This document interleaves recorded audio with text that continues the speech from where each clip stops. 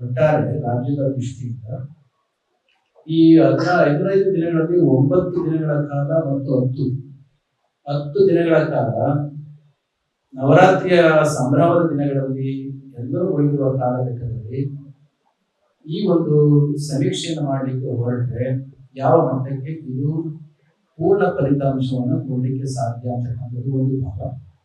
ಎರಡನೇದಾಗಿ 15 ದಿನಗಳಲ್ಲಿ 9 ದಿನಗಳ ಕಾಲ ರಜೆ ಇರುತ್ತಿದ್ದ ಕಾರಣಕ್ಕಾಗಿ ಈಗಾಗಲೇ ಸಾಕಷ್ಟು ಜನ ತಾಯಿಯಂದಿರು ಅಪ್ಪಂದಿರು ಮಕ್ಕಳ ಜೊತೆ ಪ್ರವಾಸ ಮಾಡ್ತಕ್ಕಂಥದ್ದು ಕೂಡ ಹಾಗಿದ್ರೆ ಸಮೀಕ್ಷೆಗೆ ಅಂತ ಬಂದ ಸಂದರ್ಭದಲ್ಲಿ ಅವ್ರು ಇರಬೇಕು ಅಂತಕ್ಕಂಥದ್ದು ಬಯಕೆ, ಆದರೆ ರಿಯಾಲಿಟಿ ವಾಸ್ತವವಾಗಿ ಅವರು ಇರಲಿಕ್ಕೆ ಸಾಧ್ಯ ಇಲ್ಲ.